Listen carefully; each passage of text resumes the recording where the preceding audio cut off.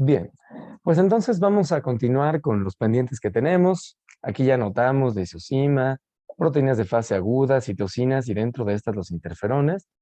Y con respecto a las células de la respuesta inmune innata, vamos a revisar el tema de receptores reconocedores de patrones, fagocitosis y por último el tema de inflamación. Entonces las proteínas de fase aguda, vamos a, a comenzar con estas. Las proteínas de fase aguda son, como su nombre lo indica, cadenas de aminoácidos de larga extensión, entre más de 100, más de 150. Hay distintos autores que se plantean cuál es la diferencia entre péptido y proteína, ¿no? Pero, a grosso modo, vamos a encontrar que estas proteínas se les llama de fase aguda porque se caracterizan en que pueden aumentar hasta 1000 veces su concentración durante las etapas iniciales de un proceso infeccioso o de un evento de daño. Estas proteínas de fase aguda son una especie, si lo vemos en términos funcionales del organismo, como un refuerzo al momento inicial de la infección, con la finalidad de contener y evitar la diseminación de un microorganismo o bien de iniciar mecanismos de reparación en un proceso de daño. Entonces, se les llama así proteínas de fase aguda porque aumentan muchas veces su concentración, hasta 1000 veces, durante los primeros momentos del daño o de la infección. Pueden comenzar entre las 2 y las 4 horas. Sin embargo, disminuyen y regresan a su concentración habitual entre las 48 y las 72 horas. Aquí comienzan a subir. Entonces, ustedes si vieran una gráfica de las proteínas de fase aguda, verían que siempre hay, como buen mecanismo de la respuesta inmune innata, siempre hay una concentración de proteínas de fase aguda, pero ante algún evento de daño, estas aumentan muchísimo, ajá, y después regresan a su estadio. Este periodo, digamos, aquí lo hice un poco desproporcionado, pero tendría que ser un poco más cercano tendría que ser un poco más cercano del evento. Vamos a hacerlo así. Entonces, si aquí hay un evento de daño, de agresión, pues vemos que más o menos entre 2 y 4 horas ya están altos los títulos y más o menos entre 48 y 72 empiezan, ya decayeron y regresaron a su estado anterior, ¿de acuerdo? Por eso se les llama proteínas de fase, porque se encuentran en solamente los primeros momentos, ¿de acuerdo? Entonces, estas proteínas son un refuerzo inicial y tienen funciones interesantes. Por ejemplo, es un refuerzo muy importante para producir eventos de opsonización. Y aquí tenemos a la primera familia de la que les voy a platicar, que se llama la proteína. Estamos dando ejemplos de proteínas de fase aguda, ¿eh? Proteína C reactiva. Esta proteína C reactiva se le llamó así porque se encontraba que aumentaba su concentración como respuesta a la cápsula de los estreptococos, algunos estreptococos. Entonces se llama proteína C reactiva, una proteína que reacciona a la cápsula. Pero en realidad esta proteína aumenta por muchos otros motivos, por eventos inflamatorios. Principalmente estas proteínas de fase aguda se producen en el hígado. Los hepatocitos son los responsables, bajo ciertas señales inflamatorias, de iniciar la síntesis de proteínas de fase aguda. ¿De acuerdo? ¿Cuáles son estas señales que le llegan a los hepatocitos principalmente para generar estos y producir y liberar estas proteínas de fase aguda? Citocinas. ¿Alguien se acuerda qué citocinas producen las células de la respuesta inmune innata?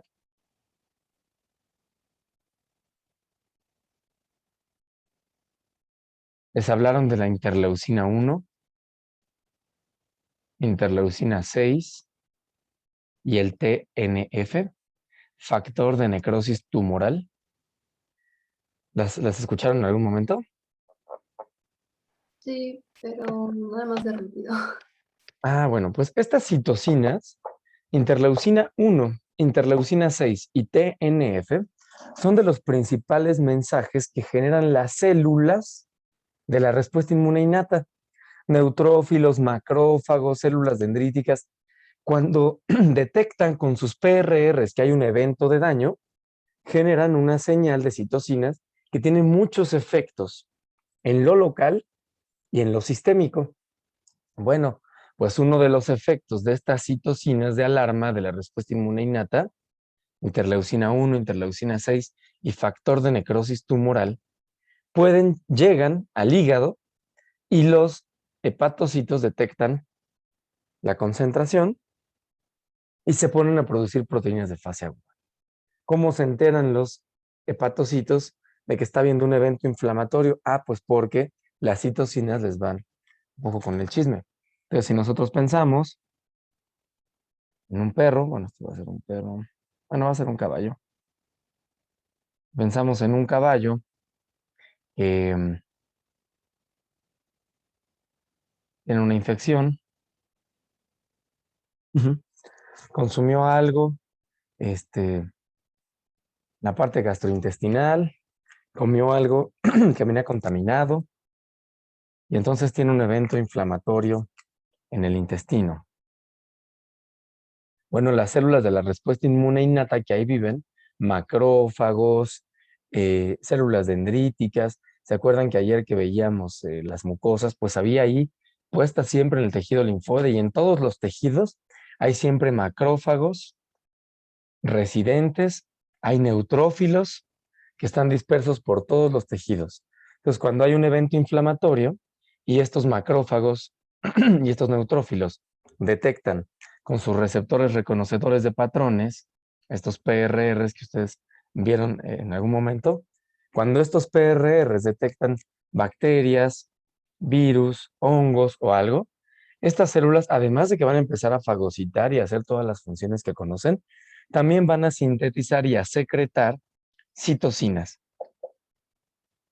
Las citocinas clásicas de la respuesta inmune innata son interleucina 1, interleucina 6 y TNF, factor de necrosis tumoral.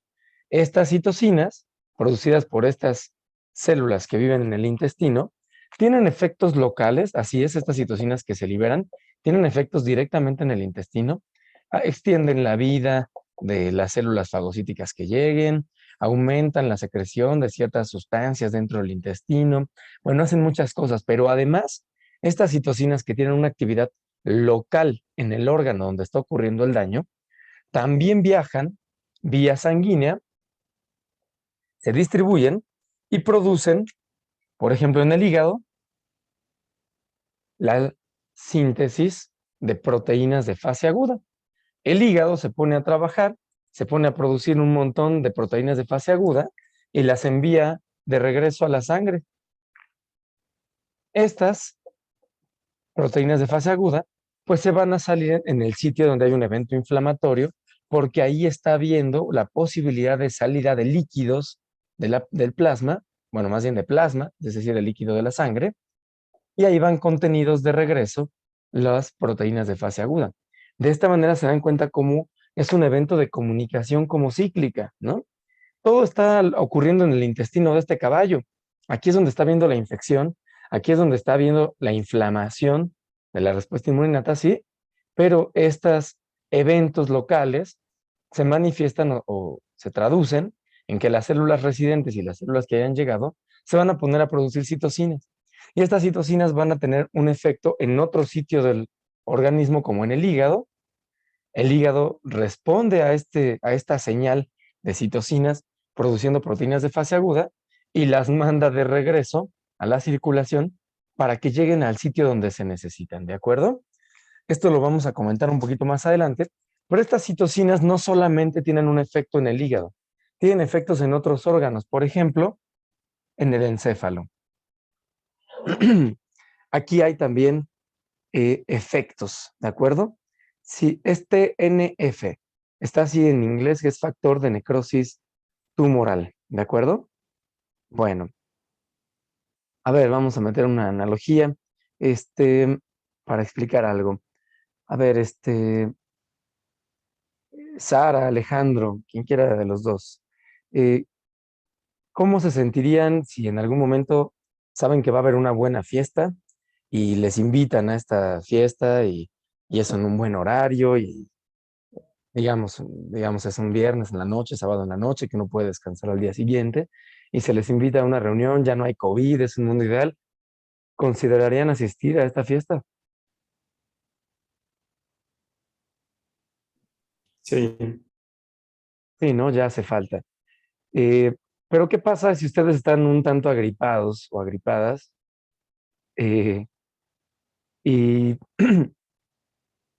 bueno, tal vez tal vez no es una buena analogía porque tal vez a la edad de ustedes da igual y te lanzas como sea, pero em, si estuvieran muy agripados, se sintieran bastante mal, pues posiblemente ya no, ¿verdad? Ya no irían a esta reunión. Eh, en el caso de ya los treintones como su servidor, la verdad es que eh, te da un poquito de pereza y dices, ay, no, ya, mejor me quedo en mi casa a cocinar y este, a ver alguna serie y mejor. Y ya otro día veo a mis amigos. Dice, dice Sara que ella también le da a veces, bueno, son más maduros. Pero al final, esto les decía, esto se los comentaba, porque esa determinación de decir, ¿sabes qué? Ay, como que traigo un poco de escalofríos o me duele la panza. No, ¿sabes qué? Mejor me voy a quedar en mi casa. Oye, pero antes no te importaba estar 3 días de farra y seguías. Bueno, sí, pero hoy en día esa determinación mental de sentirse mal, esta interpretación neurológica del daño tisular como de una gripe o de una infección, no ocurre porque sí, ocurre por estas citocinas. Estas citocinas son las responsables de que, por ejemplo, un animal, incluyendo un humano, que esté en un proceso infeccioso, tenga sueño, tenga letargo, no quiera salir, no quiera moverse. Por eso cuando vemos un animal, parte de la historia, de la historia clínica que armamos con el propietario es cómo lo ve. O sea, está en actividad normal, no, pues está decaído, no se quiso levantar, no quiso comer. Ah, bueno, estos eventos que nosotros también experimentamos cuando estás enfermo y te duele, tienes cuerpo cortado, tienes sueño, tienes flojerita y no quieres salir y mejor prefieres en otra ocasión salir con tus cuates, no es solamente que uno se haga eh, resistente a las fiestas y ya no te diviertas tanto, sino que hay un fenómeno químico inmunológico. Estas citocinas, interleucina 1, 6 y TNF, además de que tienen efectos en el hígado, en el intestino a nivel local, en un montón de otros sitios, en la médula ósea, estimulan este, algunos eventos dentro de la médula ósea para la diferenciación de células. Bueno, además tienen un efecto en el sistema nervioso central y se interpretan en el cerebro como estados de letargo, sueño, fiebre.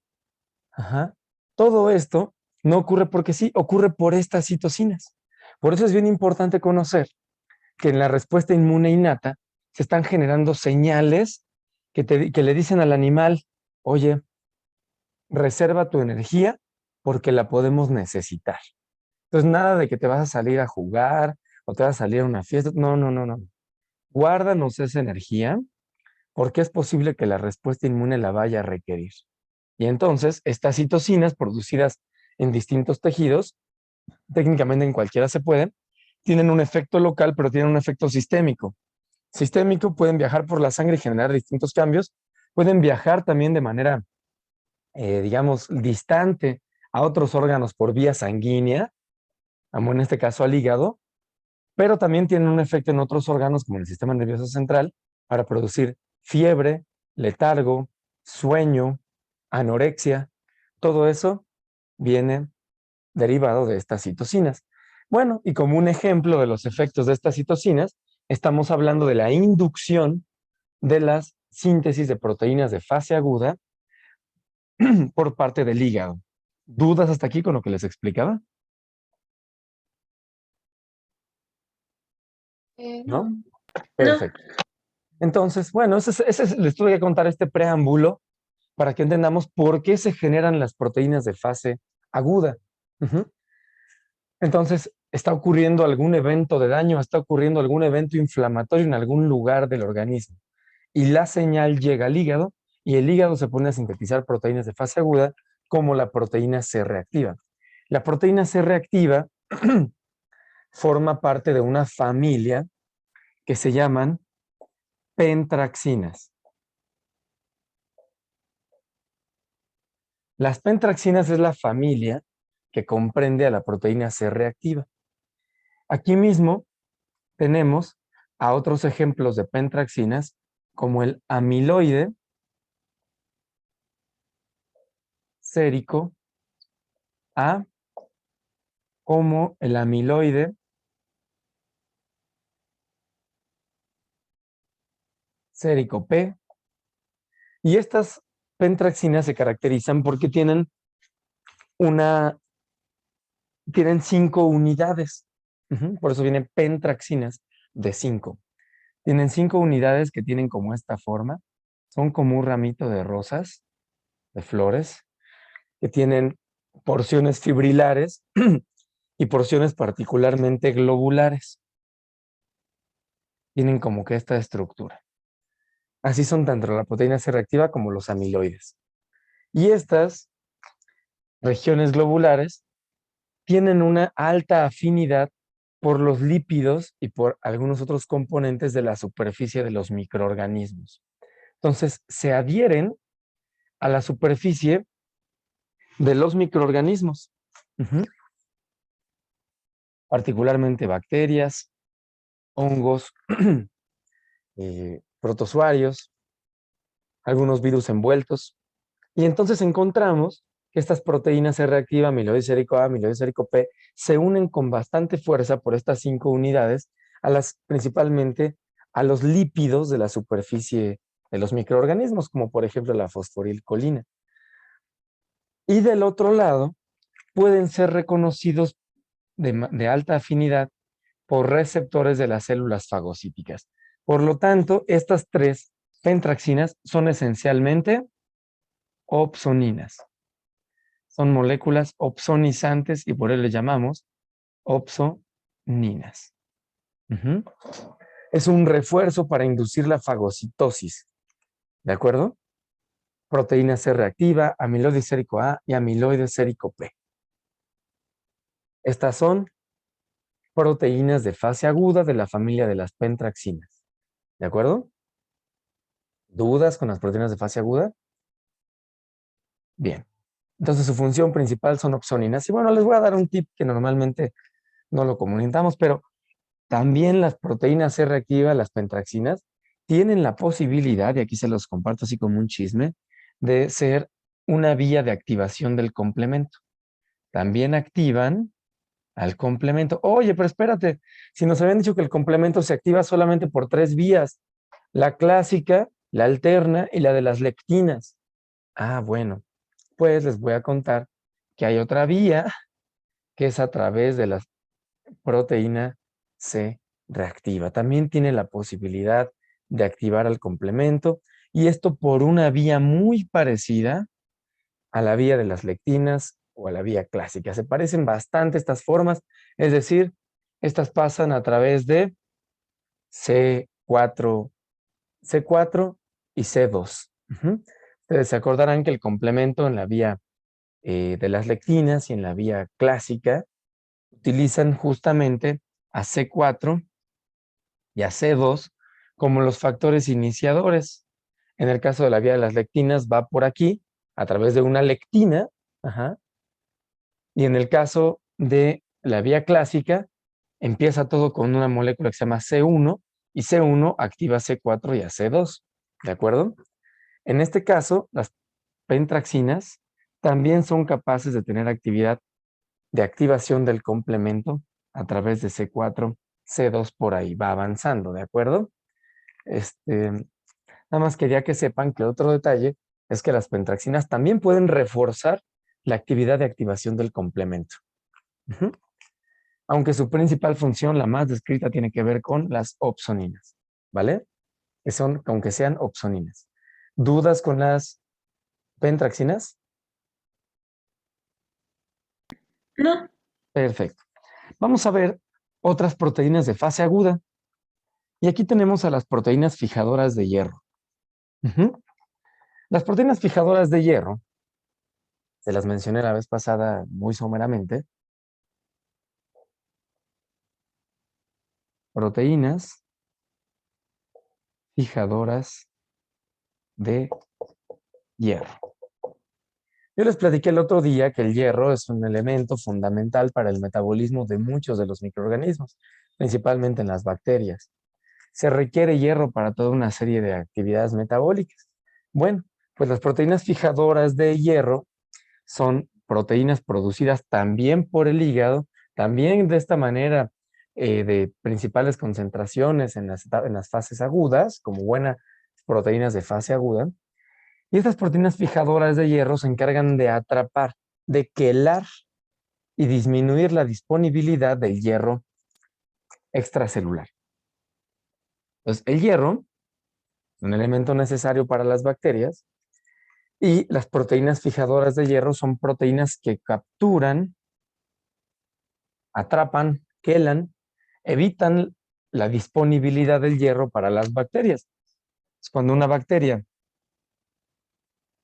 tiene hambre y necesita hierro,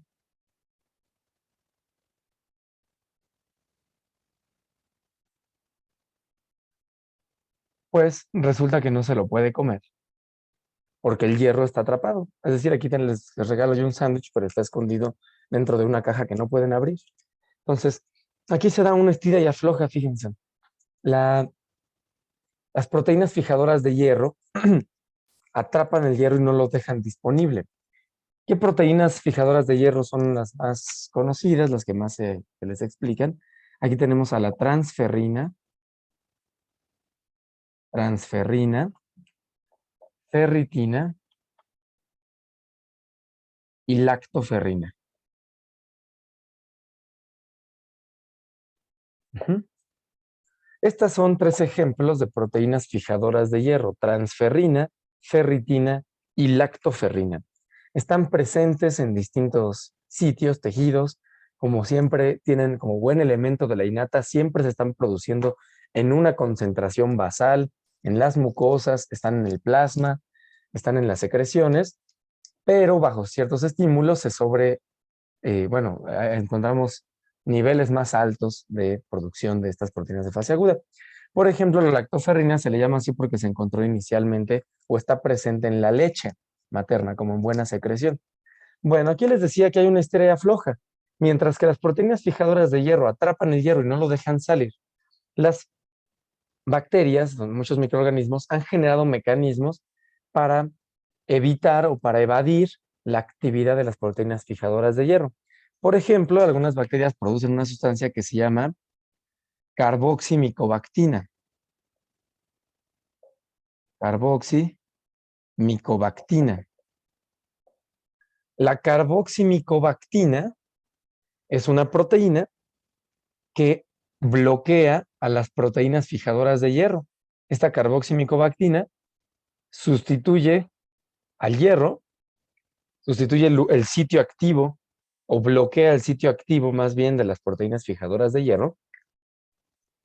Y con ello, estas ya no pueden bloquear, ya no pueden atrapar y quelar al hierro. Entonces, con esto, la bacteria se sale con la suya y se lleva el hierro. Deja disponible otra vez el hierro para consumirlo. Y bueno, el sistema inmune, incluso también el hígado, macrófagos, también puede sintetizar otras proteínas, como por ejemplo la lipocalina, que esta es producida por la respuesta inmune o por los macrófagos, por el hígado, y la lipocalina bloquea a la carboximicobactina para que la carboximicobactina no bloquee el sitio activo de las proteínas fijadoras de hierro y nuevamente el hierro pueda regresar a ser atrapado, ¿no? Y se dan cuenta cómo es una estira y afloja, ¿no?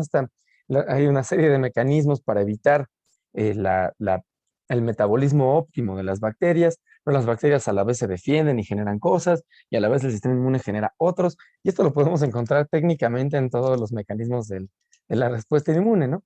Es una estira y afloja. ¿Queda claro esto que les explicaba? Sí, sí, Perfecto. Entonces, de esta manera, estas proteínas fijadoras de hierro no son particularmente bactericidas, no generan la muerte de la bacteria. Lo que son es bacterioestáticos. Esto significa que disminuye el metabolismo, la tasa de proliferación de las bacterias, ¿no? Entonces se caracterizan por ser bacteriostáticos. ¿Estamos? Bacteriostáticos. Esas son proteínas fijadoras de hierro. También se comportan como proteínas de fase aguda, pero su función es distinta. Entonces, fíjense, estas proteínas de fase aguda son un importante refuerzo. Llegan, opsonizan para facilitar la fagocitosis, pero a la vez le disminuyen el metabolismo en las bacterias para que no tengan una tasa de proliferación óptima. Pueden activar el complemento de refilón. Entonces, esas son las proteínas de fase aguda. Lógicamente, estos elementos, tanto las pentraxinas como las proteínas fijadoras de hierro, pueden detectarse con fines diagnósticos. Si ustedes llegan a una producción de caballos y encuentran, no, es que apenas empezó así, ¿cuánto tiene que empezó? 2 días que el caballo está enfermo, por esta. Dicen, no, por eso, les aseguro, oye, pero esto ya tiene más días. No, no, no, le juro que apenas le pasó, porque siempre te van a decir muchas veces en la clínica te van a decir eso, ¿no? No, es que apenas acaba de pasar, no piense que soy un mal propietario, ¿no? Y ustedes toman una muestra de sangre y encuentran que la proteína C reactiva no se encuentra en niveles muy altos. Dicen, oye, esto tiene al menos 72 horas, de 48 a 72 horas, porque si no la proteína C reactiva estaría presente. Entonces nos pueden servir como criterios diagnósticos para identificar el curso de una infección. Estas proteínas de fase aguda pueden aumentar también por eventos de daño tisular. Por ejemplo, animales que sobretrabajan, que hacen mucho ejercicio o que tienen algún evento de daño tisular, por ejemplo, quemaduras masivas, se encuentran también aumentadas las proteínas de fase aguda, porque también como producto del daño en los tejidos se liberan citocinas de la respuesta inmune innata, interleucina 1, 6, TNF, y por ello también salen estas moléculas, están aumentadas en casos de daño. Es decir, por eso les hago estos dos hincapiés, tanto en eventos infecciosos, el ingreso de microorganismos, como por eventos de daño tisular. ¿De acuerdo? ¿Dudas hasta aquí? ¿Queda claro el tema de las proteínas de fase aguda?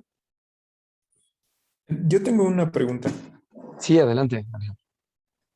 ¿Las proteínas fijadoras de hierro también se sintetizan principalmente en el hígado? Es correcto. Sí. Las proteínas fijadoras de hierro también, su principal fuente es el hígado. También las producen enterocitos. Acuérdense que no son absolutos, ¿eh? También las producen, por ejemplo, las células epiteliales de distintas mucosas. Sin embargo, la fuente así de refuerzo importante generalmente viene del hígado. Ujú. Gracias. De acuerdo. Perfecto. Entonces, estas fueron las proteínas de fase aguda. Quedan claro que se llaman proteínas de fase aguda por su curso en el tiempo, por el momento que tienen en el cual son producidas. Quedan claras los ejemplos de proteínas de fase aguda, pentraxinas, proteínas fijadoras de hierro, y también quedan claras las funciones, ¿no? ¿Para qué sirve una proteína de fase aguda cuando hablamos de una pentraxina? ¿Cómo es que actúan? Y lo mismo con las proteínas fijadoras de hierro, ¿de acuerdo? Bueno, entonces esas fueron las proteínas de fase aguda, otro mecanismo molecular de la respuesta inmune innata, ¿de acuerdo? ¿Dudas hasta acá? ¿No? Perfecto. Yo Sí, adelante. te quería comentar algo.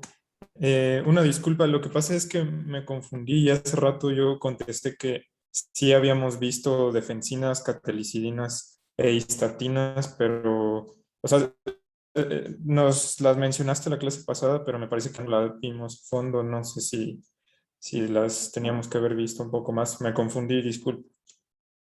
Ah, no te preocupes, Alejandro. Es que a mí también ya se me va un poco la onda, discúlpenme porque están haciendo varias clases en otros lados y entonces a veces ya no me acuerdo bien cuándo lo comenté o con qué profundidad lo comenté. Pero sin problema, ahorita hacemos un breve repaso y me dicen si sí lo vimos o no lo vimos, ¿vale? Entonces, nada más de esto que estamos comentando, de péptidos antimicrobianos,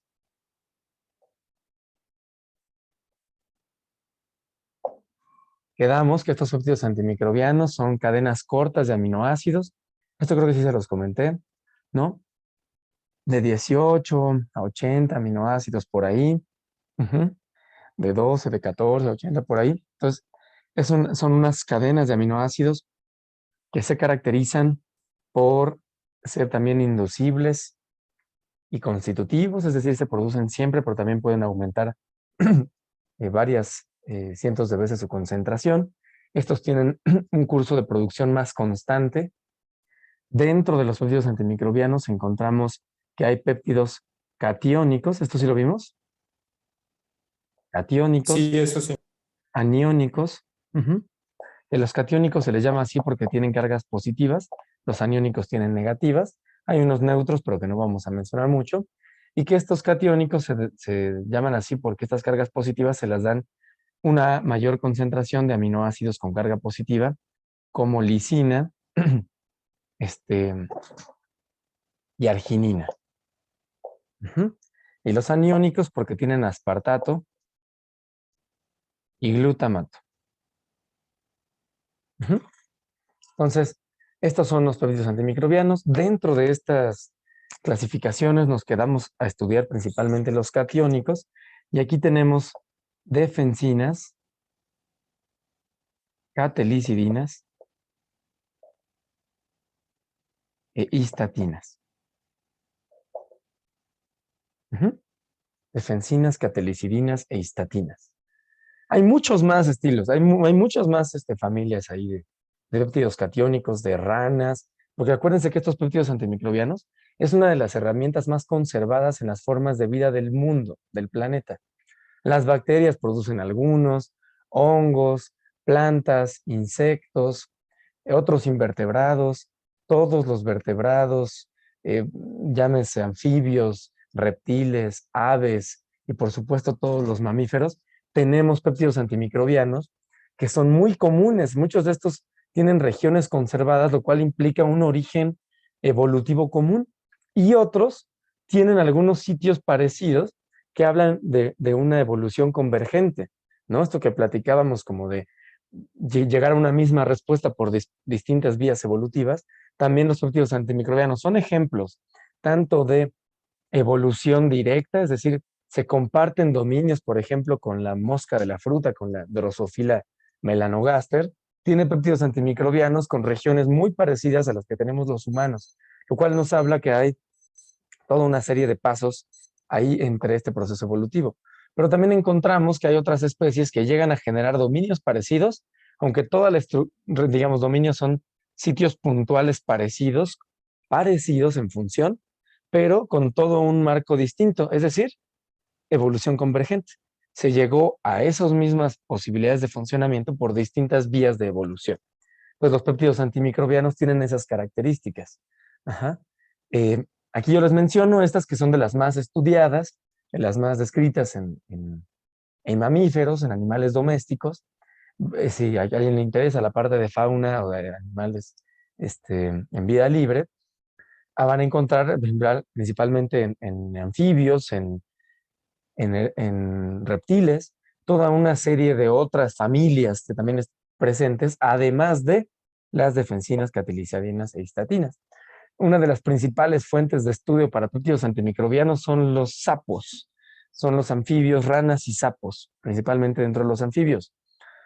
Las secreciones que generan la piel de los sapos y de las ranas, que en unos casos se parece bastante a secreciones como de mucosas como tal, tienen una cantidad inmensa de péptidos antimicrobianos. De ahí se han aislado muchos candidatos a hacer tratamientos antimicrobianos o inmunomoduladores. Más de 400, 500 péptidos antimicrobianos se han aislado de la piel de los sapos. Es interesantísimo. Ustedes saben que en ocasiones son mecanismos como de defensa que producen irritación o daño en la piel cuando son agredidos los sapos y escupen o sacan estas secreciones principalmente desde su espalda, ¿no? Entonces, bueno, nada más les quiero comentar eso, ¿no? Que tienen ese origen común en las especies, en la evolución del planeta En términos generales, nos centramos en el estudio de estas tres familias, defensinas, catelicidinas e histatinas. Dentro de estas hay subfamilias. Otra forma de clasificarlo, que no son por sus familias de funcionamiento, es por su estructura. Entonces, de repente podrán encontrar en algunos libros o artículos que clasifican los péptidos antimicrobianos en función de su estructura. Y están los que tienen una estructura predominante de alfa hélice. Entonces, sería como otra clasificación que se pueden encontrar. Los que son principalmente de estructuras beta plegadas. Y los que son extendidos o flexibles, se les llama.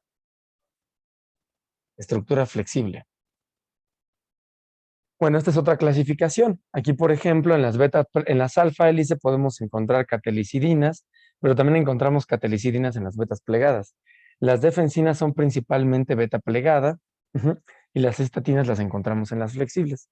Entonces, nada más para que sepan, pero para la finalidad de nuestro curso, más allá de explicar las estructuras físico-químicas, las estructuras químicas de los péptidos antimicrobianos, que eso sería más para un curso de posgrado, nos interesa que conozcan la clasificación en función de sus actividades, más allá de su estructura, de sus funciones. Pero nada más les comento que existen estas otras clasificaciones porque se las pueden encontrar en artículos o en libros.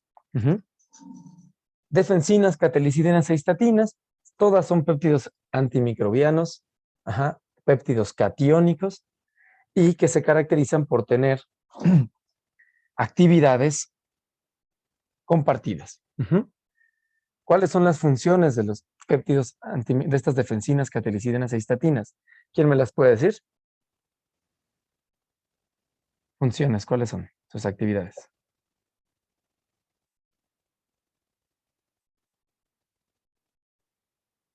Eso sí lo vimos, estoy seguro, ¿no? Lisis, ¿sí o no?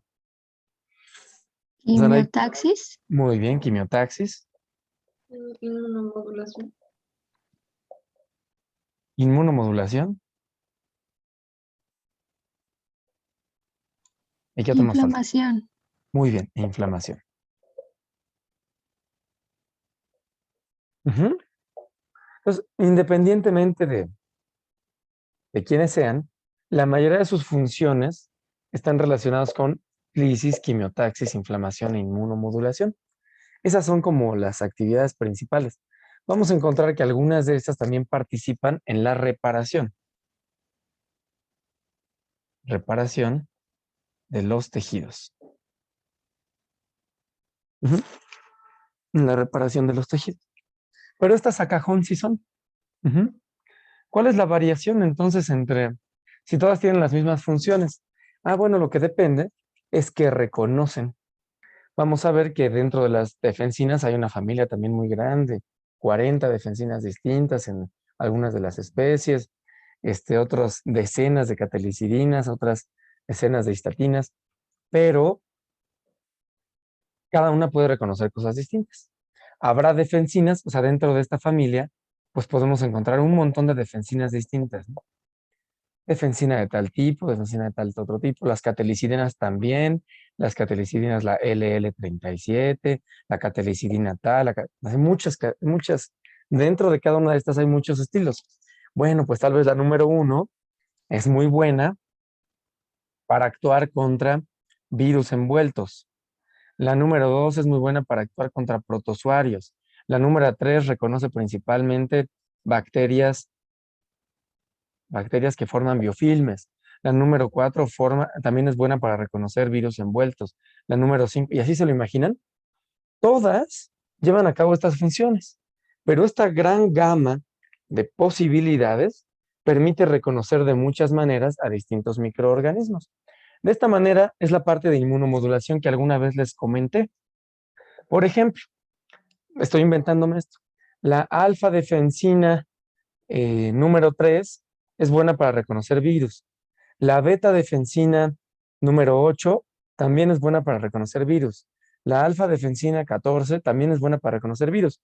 Entonces, si se activan las defensinas 3, 8 y 14 que les acabo de mencionar, ¿qué nos indica contra quién está peleando la respuesta inmune? contra virus.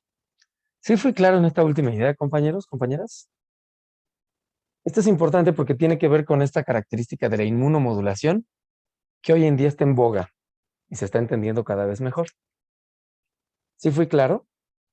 Que dentro de este repertorio de reconocimientos, pues entonces si se activan todas aquellas combinaciones que son capaces de reconocer a un microorganismo en particular, pues nos indica que se está combatiendo contra un virus o una bacteria o un protozoario. ¿Sí me expliqué? Sí. ¿Sí? Sí. Excelente. Muy bien. Entonces, estos son los péptidos antimicrobianos. No sé si los vimos con este detalle, pero al menos ya los abordamos, ¿vale? ¿Estamos? Bien. Entonces, estos son los péptidos antimicrobianos. Actualmente se están usando como tratamiento. ¿Se acuerdan que les platicaba de los péptidos antimicrobianos de la saliva, aislados de la saliva del dragón de Komodo, de las hienas, de los venenos de insectos que están llenos de péptidos antimicrobianos? Las plantas también tienen péptidos antimicrobianos que pueden y están buscando ser utilizados para otras cosas. Aquí les platico algo adicional que normalmente nunca les digo, pero también pueden llegar a funcionar contra células cancerosas. Los péptidos antimicrobianos se unen a la superficie de las células en función de la cantidad de cargas negativas, porque los péptidos catiónicos tienen cargas positivas que se agregan a las superficies cargadas con cargas negativas. Bueno, las células tumorales también llegan a sobreexpresar proteínas con cargas negativas en la superficie y esto hace que puedan ser reconocidos por algunos péptidos catiónicos y desencadenar la llegada de células capaces de eliminar a una célula tumoral, como una célula NK. ¿De acuerdo? Ah, por cierto, células NK, ¿sí vieron? Sí, eso sí lo vimos. Ah, perfecto. Ok. Entonces, ¿dudas hasta ahorita? Fíjense, acabamos de ver proteínas de fase aguda y también acabamos de ver péptidos antimicrobianos. ¿Quedan claras qué son? Si quieren ustedes de repente, como saber si saben, pueden preguntarse de cualquier tema. Tienen que saber, poder responder qué es, cómo funciona y para qué sirve. Químicamente, ¿qué es? Ah, bueno, son péptidos, bla, bla, ¿cómo funcionan? Ah, bueno, pues hacen quimiotaxis, exponenciación, bla, bla, funcionan de esta manera y sirven para contener microorganismos, generar una barrera que no permite la sobreproliferación de la microbiota, etcétera, ¿no? ¿Estamos? Bueno, veremos uno nuevo, otro tema, que es la lisocima. La lisocima ya no es una proteína como tal, un péptido, ya es una enzima. Es una proteína completa que tiene una actividad enzimática. Ujú. La lisocima también lo mencionamos, es una muramirasa. Y esto significa que sirve para destruir el péptidoglicano.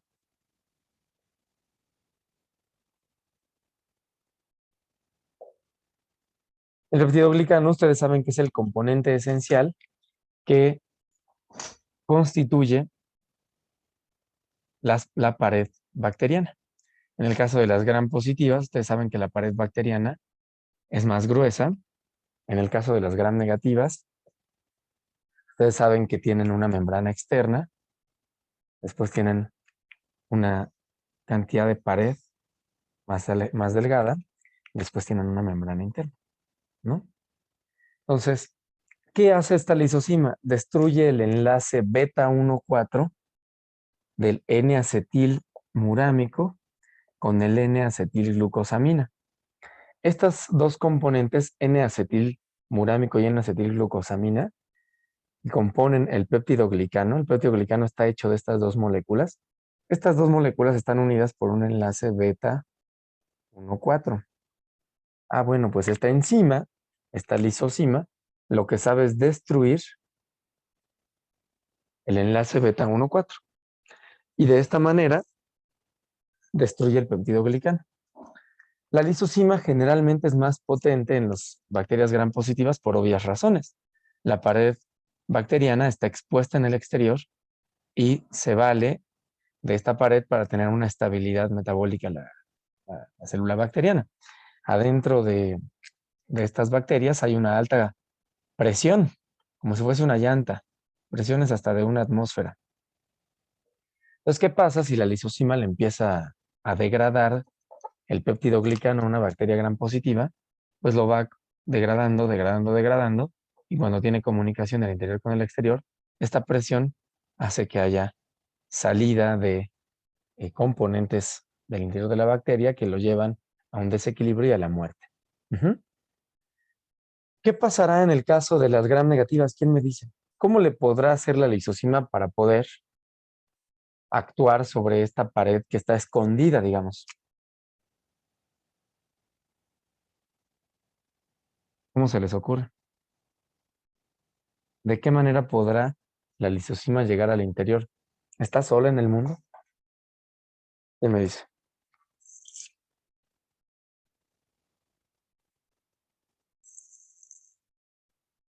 Debería evadir o atravesar la membrana externa, ¿es correcto?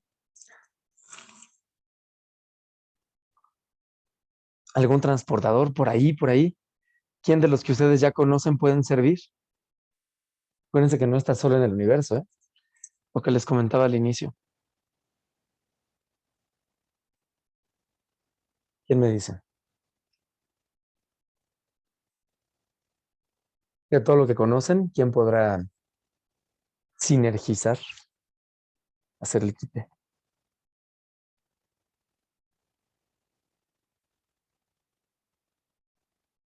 Una citosina, no tanto. ¿Qué es lo que se necesita? ¿Atravesar qué? Para que la lisozima entre a destruir la pared, ¿qué se necesita en esta membrana externa?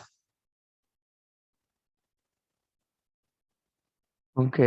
Sí, sí, sí podría hacer digamos, simultáneo el efecto de las proteínas fijadoras de hierro. Perforinas.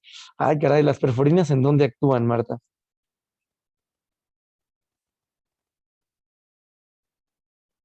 Las perforinas son un componente, pero acuérdense que las perforinas no actúan sobre bacterias, ¿eh? Es un mecanismo de las células NK para actuar sobre células propias. Aquí estamos hablando de de una bacteria, ¿eh? De un microorganismo. El complemento, muy bien, Marta. El complemento, ajá, o los péptidos antimicrobianos son capaces de hacer poros, acuérdense. Y por estos poros pueden atravesar otros compuestos, como en este caso la lisozima. Entonces el complemento y los péptidos antimicrobianos también están presentes en todos los sitios, ¿no? Y de esta manera la lisozima puede pasar, degradar la pared extracelular y entonces otra vez en la membrana interna pueden actuar algunos otros componentes capaces de degradar membranas, ¿no? O sea, acuérdense de esto, todo esto es de manera simultánea, ¿no? Entonces, la lisozima es una enzima que está presente en todos los líquidos tisulares, salvo en el líquido cefalorraquídeo, ahí no se encuentra lisozima, hasta donde yo sé, y tiene una función de muramidasa, destruye el péptidoglicano y lo hace degradando el enlace beta 1,4 del N-acetilmurámico y el N-acetilglucosamina. De esta manera, actúa sobre la pared bacteriana, que es un componente esencial en la mayoría de las bacterias gram positivas, gram negativas, principalmente en las gram positivas, y vemos que de esta manera se contiene y se destruyen muchos microorganismos, pero es una enzima, ¿de acuerdo? Se produce por los macrófagos, se produce por células epiteliales, se produce en el hígado. Ujú. Muy bien. ¿Dudas con la lisozima? Esto es todo lo que vamos a ver de lisozima para la finalidad de esta clase. Ujú. Que les quede claro qué es una enzima, bla, bla, cómo funciona. Ah, pues es una muramidasa, bla, bla. ¿Para qué sirve? Ah, pues para destruir bacterias gram positivas, para contener microorganismos. Ujú. Bueno, esta es la lisozima. ¿Vale? ¿Dudas hasta acá? ¿No? No. Perfecto. Sí. Perfecto, vamos a seguirle.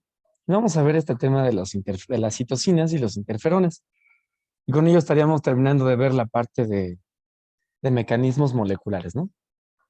Entonces, nada más acordémonos que estamos hablando de mecanismos moleculares, es decir, son cosas más pequeñas que células. Y aquí hay un tema muy importante ¿Qué son las citocinas? Ujú. Entonces, las citocinas son mecanismos de comunicación entre células. Ujú.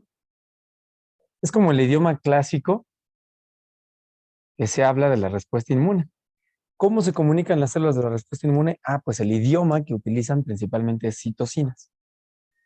Y son moléculas, son señales químicas, generalmente de vida media corta, químicamente son glicoproteínas. Son glicoproteínas, que significa que son cadenas de aminoácidos con carbohidratos asociados. Se caracterizan por tener una vida media corta, viven poquito.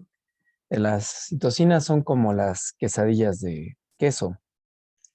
Se tienen que comer recién hechas, porque si ya uno las deja enfriar, se sudan todas, se pegan, se ponen feas. Bueno, las citocinas se comen en caliente. Tienen una vida media corta. Una citocina, una célula las produce y otra célula las recibe. Ujú. Entonces, esta señalización debe de ser en poco tiempo, porque si no, estas citocinas se desnaturalizan. Ujú. Pueden actuar de manera parácrina, como aquí lo mostré, una célula que le manda un mensaje a una célula vecina. Pueden actuar de manera autócrina, una célula que se echa porras a sí misma, tiene el receptor de la misma citocina que está generando. O puede ser endocrina y puede viajar por sangre hasta una célula distante. Ujú. Pueden viajar por vía sanguínea hasta otra célula. Y aquí están los ejemplos que hemos mencionado ahorita, ¿no? Esta, por ejemplo, sería la célula hepática, que está recibiendo una señal de citocinas. Pensamos aquí en el interleucina 6, interleucina 1 y TNF, factor de necrosis tumoral. Pues el TNF puede actuar sobre la misma célula, puede actuar en las células vecinas, pero también puede actuar en células lejanas en otros órganos, vía sanguínea, ¿de acuerdo? Entonces, estas son las citocinas. Ustedes revisaron en su momento con Eric que estas citocinas tienen varias características fisicoquímicas de su funcionamiento, ¿no? Por ejemplo, que pueden ser eh, pleiotrópicas. ¿Sí se acuerdan de estos términos? ¿Sí se los dijeron? Sí. Sí, ¿Me pueden explicar qué implica pleiotropismo? A ver, me gustaría si me lo puede explicar. Deida. Deida, ¿estás por acá? Deida Cortés.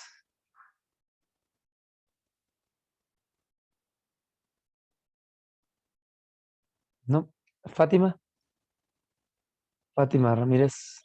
Sí, bueno, lo que tengo anotado es que una misma citocina puede ejercer efectos diferentes, puede ser parácrina o endocrina, y el ejemplo que nos puso el profe fue CD4 con la interleucina 4, y de ahí a linfocitos B o macrófagos o CD4.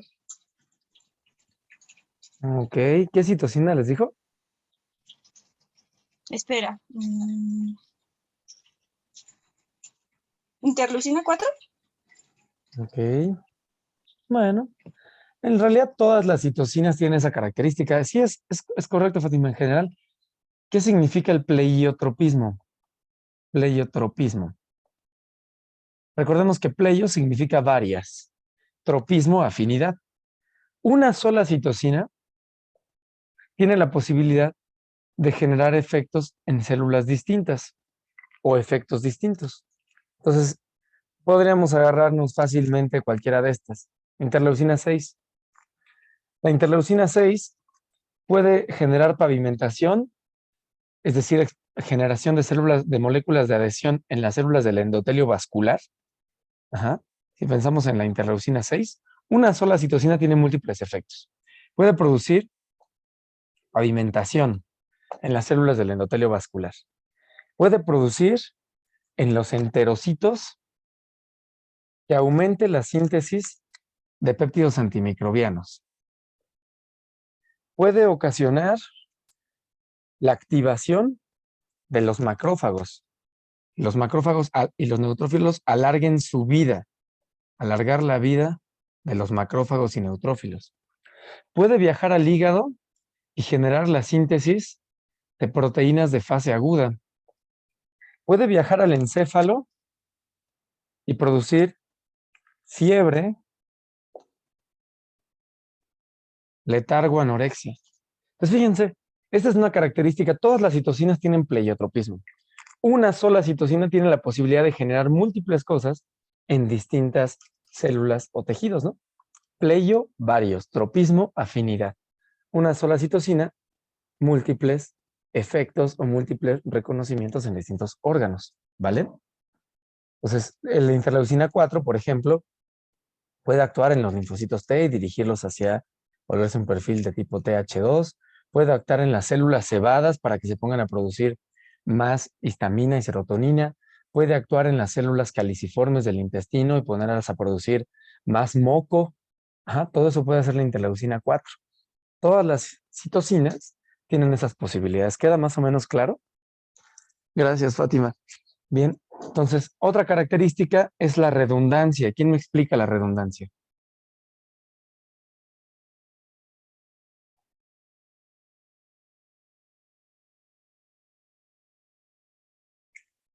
¿A qué le suena redundancia? A ver, ¿El mismo linfocito producía varias citocinas?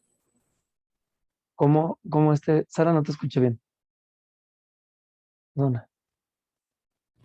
Perdón, que si no era de que el mismo linfocito producía varias citocinas y estaba, por así decirlo, el triple de energía para dar el mismo mensaje porque era muy importante y asegurar que se interpretara. No, no va tanto por ahí. Eso se parece más como al tema de sinergismo, por ahí va. Pero el tema de redundancia, a ver, ¿alguien tiene otra definición o otra interpretación? Que, Perdón. No, hablo tú. no, tú primero. Ok. No. Yo tengo que varios tipos diferentes de citocinas pueden producir el mismo mensaje en una célula. Es correcto. Justamente es eso. Es como lo opuesto, ¿no? La redundancia es que varias citocinas, citocina A, B, C, generan el mismo efecto. Ujú. Distintas citocinas son capaces de producir el mismo efecto. Y aquí tenemos esta interleucina 6, interleucina y TNF. Los tres pueden producir fiebre. Ujú. Interferón gamma, TNF, interleucina 6. Los tres pueden interleucina 6, los tres pueden producir activación de los macrófagos. Ujú. Si se dan cuenta, muchas citocinas, o sea, varias citocinas pueden tener el mismo efecto. Son redundantes, se repiten, ¿no? Se repiten los efectos entre distintas citocinas. Ujú. Va más por ese sentido, ¿vale? ¿Queda claro redundancia y pleiotropismo? Ok. Sinergia es otra característica.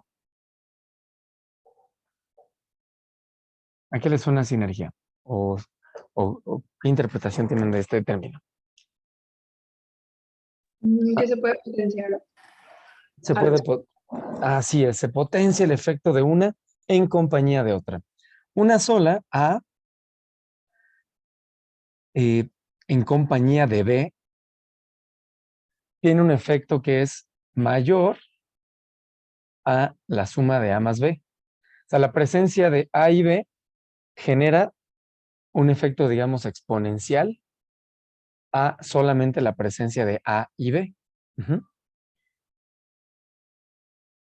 Entonces, la presencia de ambas genera un estímulo mucho más potente que si solamente hiciéramos el efecto aditivo, aritmético, entre estas dos citocinas. Ujú. Entonces, ese es un evento de sinergia, ¿no? Sería más así como A por B es mayor que A más B. Ujú. Hay un efecto de potenciación entre ellas. Entonces, hay citocinas que en la presencia de otras se vuelven muy potentes estimulantes o generan cambios necesarios que no se alcanzan con una citocina sola, sino que requiere del estímulo de otra para alcanzar su objetivo. Ujú. ¿Qué otra característica hay? Antagonismo.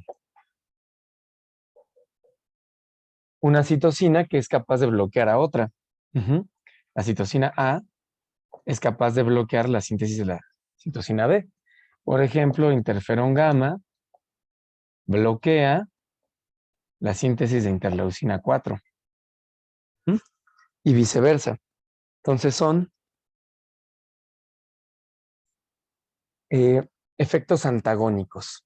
¿De acuerdo? El antagonismo es otra característica. Pues bueno, esas son las características como funcionales de las citocinas de manera general. Son mensajes entre células, no lo olviden, que una citosina no es que vaya a matar al microorganismo, sino que le da señales a otras células, son mecanismos de comunicación. Y una de estas citocinas que es muy importante en la respuesta inmune innata son los interferones tipo 1. ¿De acuerdo? Entonces, una de estas citocinas de la respuesta inmune innata muy importante son los interferones tipo 1. Interferones tipo 1.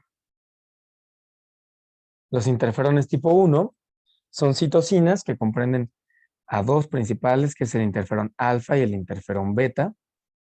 Interferón alfa e interferón beta son interferones tipo 1. Ajá. Y estas son citocinas y se utilizan principalmente para actuar en contra de infecciones virales.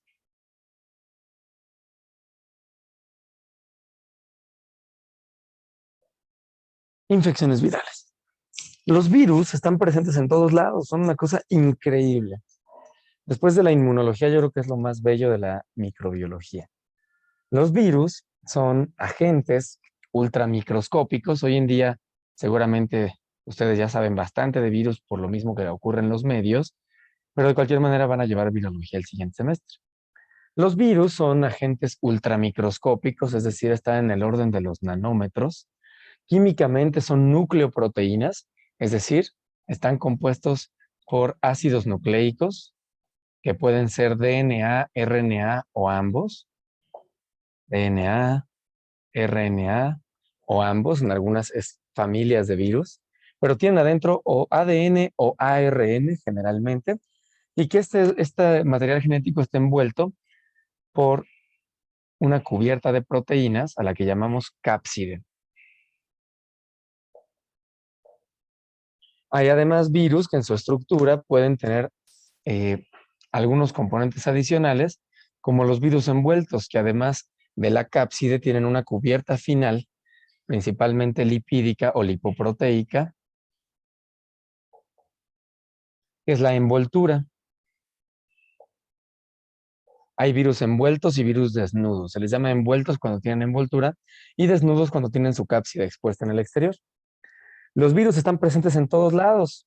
Todo el tiempo forman parte de nosotros, pasan muchas veces desapercibidos, otros se quedan permanentemente y nunca nos vamos a enterar. En 1 centímetro cúbico de agua de mar pueden encontrar más de 10,000 partículas virales de distintas de familias distintas y están presentes en todos lados. Son muy importantes también en los procesos infecciosos. Se estima que entre el 70 y el 85% de las infecciones bacterianas comienzan originalmente con una infección viral. Entonces los virus en ocasiones pueden abrir la puerta a otras infecciones porque pueden generar inmunosupresiones locales en el sitio donde se empiezan a replicar. Bueno, pues estos son los virus, son agentes importantísimos, muy interesantes. Hay más diversidad genética entre familias de virus que entre un elefante y una mosca, para que se den una idea de todo lo que está ahí de estos virus. Y bueno, uno de los elementos centrales para hacerle frente a las infecciones virales son los interferones tipo 1.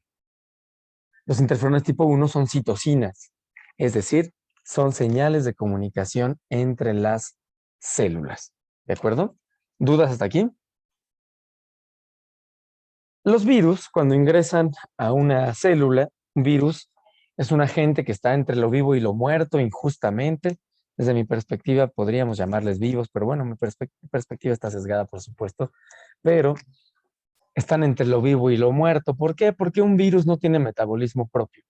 Requiere forzosamente de invadir a una célula susceptible a través de una unión de receptor específica, es decir, los virus poseen en su exterior receptores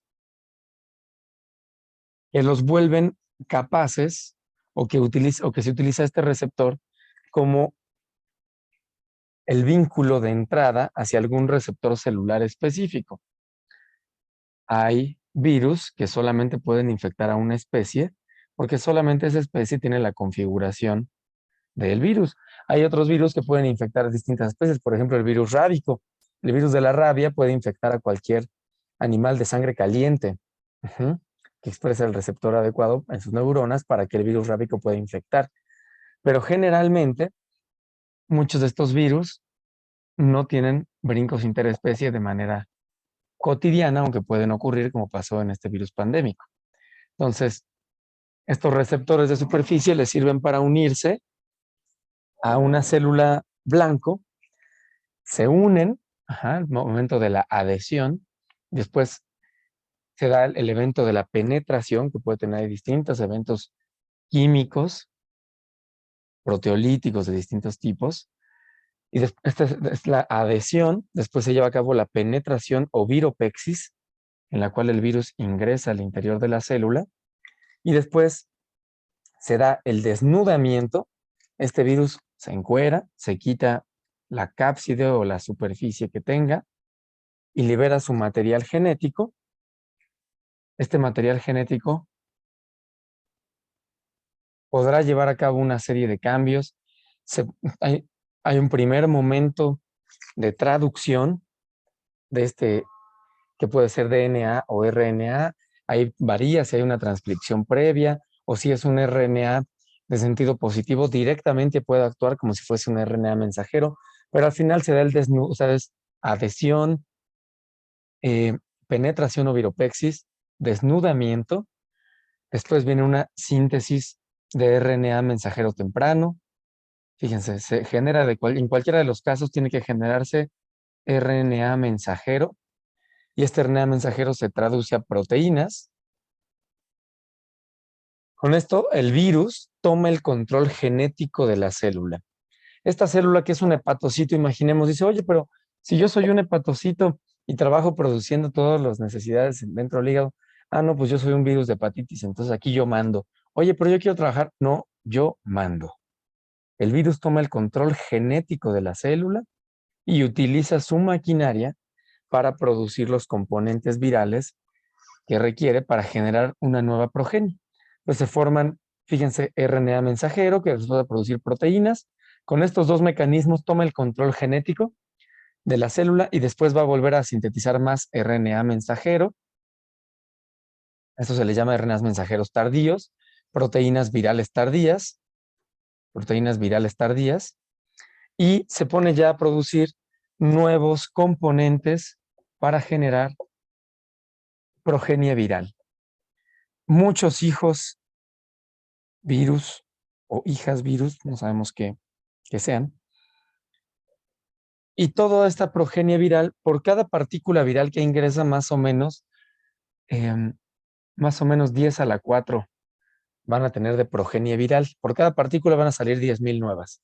Y cada una de estas 10,000 podrá infectar a 10,000 células nuevas. Imagínense qué potente es esta expansión viral. De ahí que se habla este término ahora tecnológico de viralizar las cosas, ¿no? ¿Por qué se viralizan los videos? ¿Por qué se viralizan? Bueno, muchas cosas, la verdad, la mayoría inútiles desde mi perspectiva. Pero este concepto de viralización viene de esto, ¿no? Se vuelve exponencial. Este virus ingresa a una célula, pero esta célula lo distribuye a 10,000 más y este 10,000 y entonces se va expandiendo de manera incontrolada la progenie viral utilizando. Y muchos de estos virus tienen como efecto patológico la citotoxicidad, o más bien un efecto citocida. Mata a las células al momento de salir o al momento de utilizarlas las destruye. Los virus pueden ser patógenos por su efecto citocida, es decir, matar a la célula. Muchos de los virus que conocemos matan a las células, el virus de la hepatitis, los virus de Newcastle, el moquillo canino, el distemper canino, que es un morbillivirus, es un virus citocida.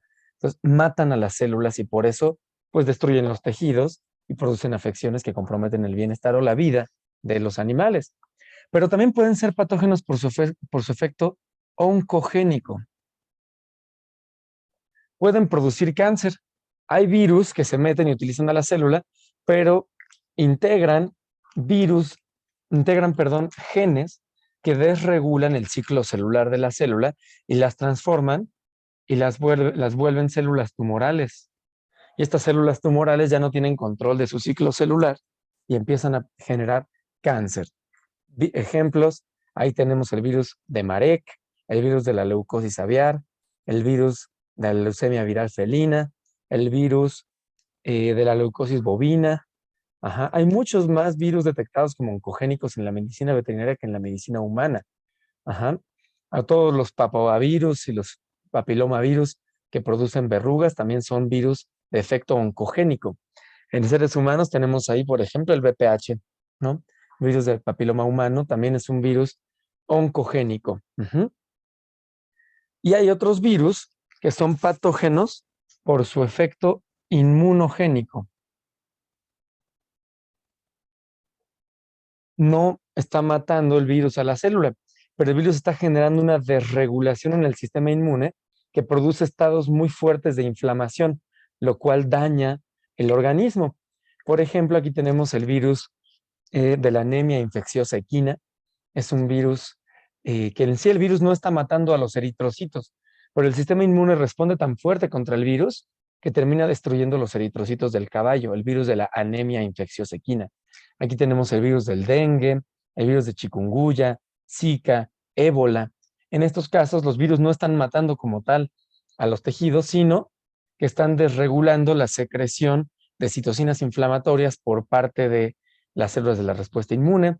El propio virus del SARS-CoV-2, el virus del COVID-19, pues sabemos que es patógeno también por un efecto inmunogénico, porque genera inflamación desregulada en los macrófagos alveolares y eso genera una mayor llegada, migración de otras células a los pulmones, ocasionando neumonía inflamatoria y las tormentas de citocinas asociadas a que los macrófagos se ponen a producir locamente interleucina 1, 6, TNF, interferón gamma, y es esta inflamación la que daña la arquitectura y el funcionamiento de los pulmones y por ello hay tantos decesos o afecciones y daños permanentes en los pulmones.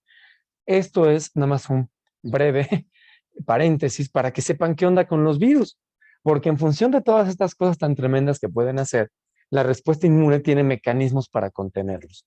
Y un mecanismo central, fundamental, son los interferones tipo 1, alfa y beta. ¿De acuerdo? ¿Dudas hasta aquí de lo que les he explicado? Pablo, yo tengo una. ¿Cómo se le llamaba la penetración? Penetración o viropexis, Giovanna. Entonces es penetración o viropexis. Gracias. Viropexis. Esto que les estoy contando, digo, lo van a ver en viro, pero les va a servir llegar con esta idea general para que ustedes sepan a dónde le están entrando, ¿no? Y cómo acomodan estas cosas. ¿Vale? ¿Alguna otra duda, comentario? Muy bien. Entonces, vamos a platicar ahora de qué pasa con los interferones tipo 1, cómo funcionan los interferones tipo 1 en esta historia. ¿Y por qué se llaman como tal interferones? Ajá. Los interferones se descubrieron desde mediados del siglo XX por Isaacs y Linderman. Los investigadores Isaacs y Linderman. Dice Linderman. Y estaban haciendo unos estudios donde, fíjense, ponían cajas de cultivo con fibroblastos de pollo. Estas son cajas de Petri. Antes se utilizaban así. Hoy en día hay otros estilos. Y entonces lo que hacían ellos era cultivar células. Y ponían fibroblastos de pollo a crecer aquí, con toda una serie de nutrientes y cosas para que las células puedan crecer in vitro. Las células se pueden criar fuera de los organismos en cajas de cultivo y con varios mecanismos que se utilizan cotidianamente. Esto lo hacemos cotidianamente en nuestros laboratorios. Bueno, entonces ellos cultivaban estos fibroblastos de pollo y después le agregaban virus, el virus de la influenza aviar. Esta influenza aviar es un virus que ingresaba y se ponía a replicarse en las células y se empezaban a ver efectos citopáticos, por ejemplo, desprendimiento de las células, muerte, y eso indicaba a los investigadores pues que el virus estaba replicando y estaba matando a las células. Pero después ellos tomaban este sobrenadante, el sobrenadante de este cultivo, lo filtraban para quitarle todos los virus, hacían un proceso de filtración para quitar todos los virus, y solamente el sobrenadante, digamos, se quitaba a través de un proceso de filtración, y solamente el sobrenadante, el líquido de afuera de las células, se le ponía a un nuevo cultivo de fibroblastos. Fíjense qué pasaba aquí. Les ponía los fibroblastos normales, porque solamente era el líquido de un cultivo previo, no tenía virus ni nada, los fibroblastos felices. Y después de un tiempo de unas horas de agregarles el sobrenadante, 12, 24 horas, le agregaban el virus, ahora sí. Y este virus se replicaba en las células, pero se observaba menor efecto citopático. De alguna manera, estas células no se dejaban infectar tan fácil por el virus en la misma concentración en la que había sido observado anteriormente. Entonces, el virus en cierta concentración producía un efecto citopático, pero después, si tomábamos el líquido de estas células y se lo poníamos a otro cultivo y lo exponíamos a las mismas condiciones de concentración, estas células estaban protegidas. Había algo en el sobrenadante de las células que se habían infectado que interfería con la replicación viral. Y por eso se llamó interferón.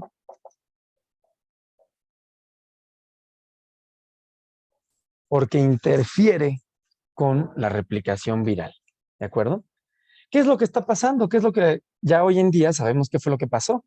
Hay algo en las células cuando se infectan con virus que protege a otras células.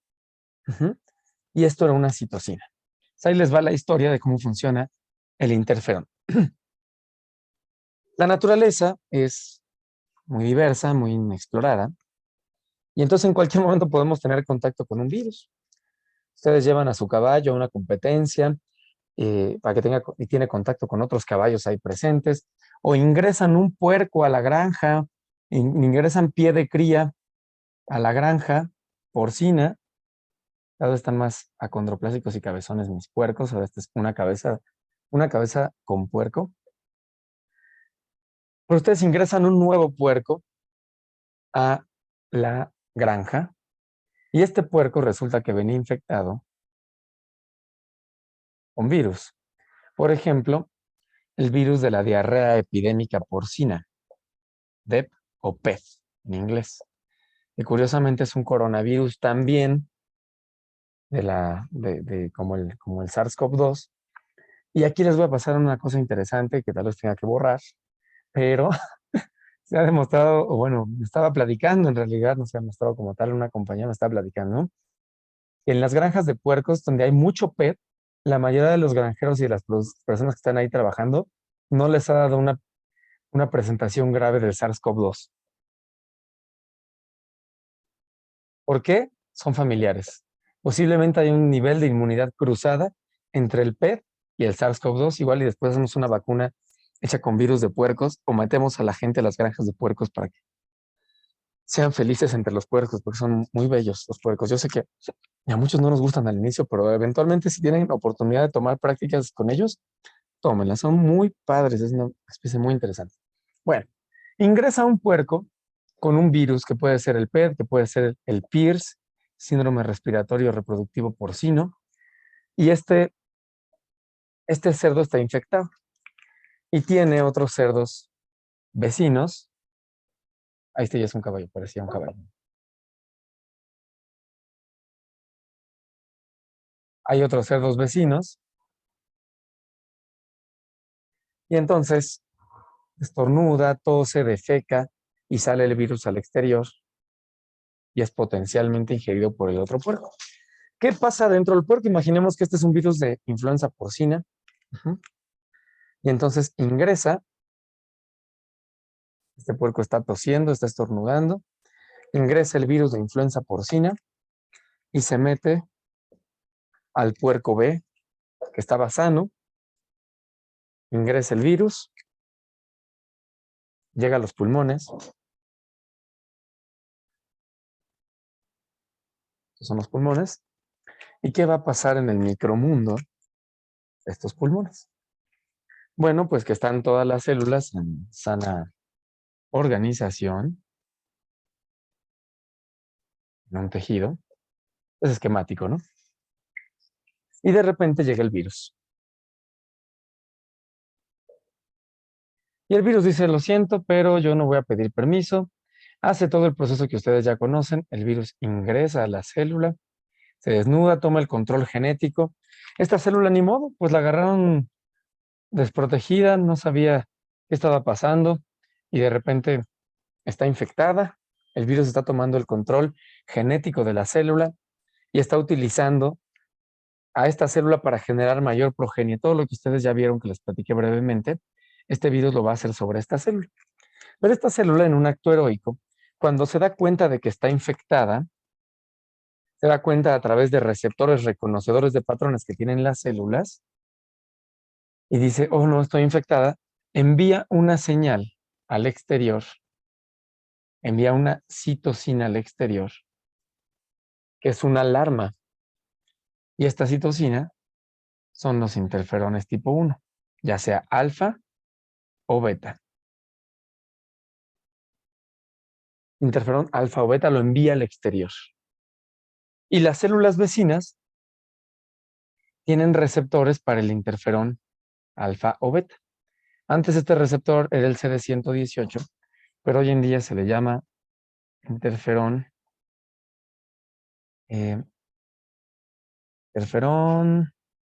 alfa receptor. Así se llama. Entonces es un receptor, así se llama interferón receptor, nada más. Nada. El receptor para interferones. Las células tienen receptores para interferón. Todas las células nucleadas tienen receptores para interferón y todas las células nucleadas son capaces de producir interferón, ya sea alfa o beta. Siempre que una célula esté infectada por un virus, esta célula va a buscar identificar que está infectada por un virus y entonces enviar una señal de alerta a los vecinos. Es como una especie de alerta vecinal. El interferón tipo 1 es como una especie de alerta vecinal. Ni modo, a la casa del vecino ya le cayeron, ya lo atoraron dormido, como sea, se metieron, pero este vecino suena una alarma vecinal, en este caso el interferón, y envía una señal paracrina a las células vecinas. Y las células vecinas se preocupan y dicen, no, no, hay un delincuente en la colonia, ¿no? O en el conjunto. Pero se preparan. Las vecinos tal vez ya agarran y cierran bien la puerta, agarran el machete, el bat, yo qué sé, ¿no? No quiero ser belicista, pero bueno, los vecinos se defienden. Y estas células que reciben el estímulo del interferón se preparan para los guamazos. ¿Cómo le hacen? Este estímulo de interferón induce en las células vecinas, ojo, el interferón hace que las células vecinas produzcan una serie de proteínas en estado simógeno que se llaman proteínas antivirales. Proteínas antivirales. Las células vecinas que recibieron esta señal ahora tienen proteínas antivirales. Aquí tenemos a la PKR, es una proteína antiviral, se llama proteína sinasa R. Tenemos a la 2,5 oligoadenilato sintetasa, 2,5 oligoadenilato sintetasa. Y les platico de la adenosin deaminasa. Adenosin desaminasa. Estas proteínas antivirales ahora están presentes dentro de las células vecinas que ya están preparadas para la llegada del virus. Ya no las agarraron dormidas, ya están preparadas.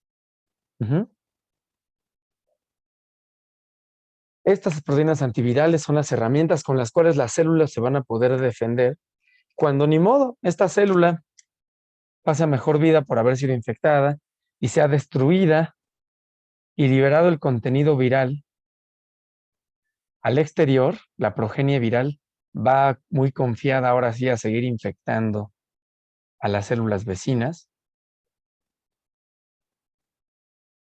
Oh, sorpresa, estas células vecinas ya están listas. Y cuando el virus ingresa, confiadamente a infectar ahora a las células vecinas, estas células vecinas activan las proteínas antivirales que se encontraban en estado simógeno. Acuérdense, simógeno es un término para enzimas que se encuentran inactivas y bajo alguna señal se activan. Bueno, la señal para que se activen las proteínas antivirales es el ingreso del virus.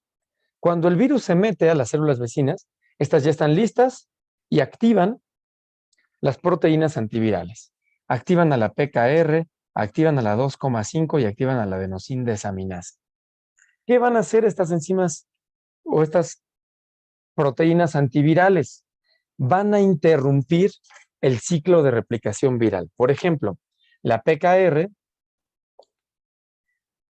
fosforila es una enzima que, como es buena, como se llama sinasa, acuérdense que todas las enzimas que se llaman sinasas es porque fosforilan, pegan fosfatos. Fosforila al ribosoma, a los ribosomas. Y con esto bloquean, interrumpen la traducción.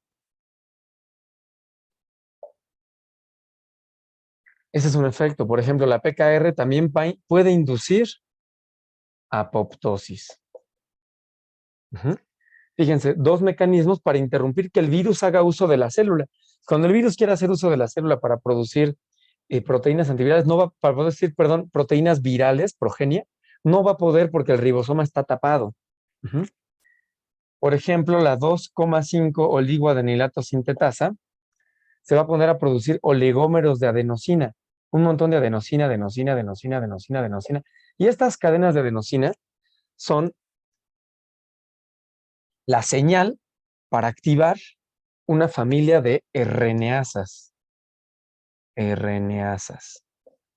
van a hacer las RNasas? Pues van a destruir todo el RNA mensajero. Las RNasas son capaces de destruir todo el RNA mensajero. ¿De acuerdo? Por otra parte, la adenosin desaminasa va a producir cambios en las adenosinas del RNA mensajero. Actúa en el RNA mensajero y va a alterar el mensaje. Va a cambiar las adenosinas,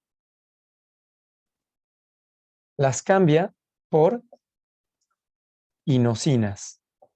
El RNA mensajero ahora tiene, en lugar de que sea, por ejemplo, un RNA mensajero que tenga una secuencia que dice A, C, U, A, G, A. Imagínense, esta es una secuencia de RNA mensajero. Pues lo que le hace la adenosin desaminasa es que va a cambiar las adenosinas por inosinas. Y este lenguaje, este mensaje, ya no puede ser interpretado por los ribosomas y por ello se interrumpe la síntesis de proteínas. De esta manera, si ustedes se dan cuenta, la acción de estas tres proteínas antivirales activas por la llegada del virus van a hacer que este virus, que confiadamente libere su material genético para tomar el control y para producir RNAs mensajeros, RNA mensajero de los virus y todo, pues este RNA mensajero va a ser alterado, destruido, va a ser bloqueada la síntesis proteica y este virus que pensaba utilizar a la célula vecina para generar más progenie se ve interrumpido. Generalmente las células vecinas también van a morir heroicamente por la acción de la apoptosis de la PKR. Ajá. Pero, ¿qué van a lograr? ¿Quién me dice? Que el virus ya no se pueda diseminar. Así es. Van a interrumpir la diseminación del virus. Muy bien. Entonces, de esta manera, oye, pueden pensar ustedes, oye, pero está muy costoso, ¿no? Como que, pues se van a morir 10,000 células a la periferia de estas células, ¿sí? Pero 10,000 células no es nada a comparación de que se continúe expandiendo la replicación viral, bueno, la progenie viral, y genere más daño en todos los órganos. 10,000 células es un padrastro que se quita en un día y hay 10,000 células, o sea, en esa cantidad de materia, ¿no? En realidad, más vale detener el avance de la infección viral y por ello los interferones son muy importantes. No se les olvide, los interferones no matan al virus. No es que el interferón vaya a matar al virus. Ojo, no se confundan. El interferón es una citosina, por lo tanto es un mensaje entre células. En este caso, el interferón es un mensaje de alarma de una célula infectada a sus células vecinas. ¿De acuerdo? Pero no es que el interferón mate a la célula. Actúa sobre las células vecinas y las protege a través de las proteínas antivirales que sirven para interrumpir en distintos momentos la replicación viral dentro de las células. ¿Vale? ¿Duda hasta aquí? No, todo bien. Queda claro el uso del interferón, la finalidad, la necesidad del interferón es súper importante. Es una de las mejores herramientas. Incluso se han dado cuenta que las personas que mejor respondieron o que no tuvieron presentaciones graves del SARS-CoV-2, del COVID-19, son aquellas que pudieron montar respuestas de interferón eficaces. Hay una correlación muy importante entre el interferón y poder contener una infección viral sin que ésta avance y genere mayores problemas. ¿De acuerdo? ¿Dudas hasta aquí? ¿Queda claro lo que hemos visto y aportado ahorita? Si están armando por ahí su rompecabezas, su andamiaje de estas cosas de inmuno de la innata para que les queden más claros a todas y a todos. Sí, profe. ¿Sí estamos? Sí. Perfecto. ¿Hay algo más que quieran comentar? ¿Que quieran que revisemos? ¿Alguna duda adicional?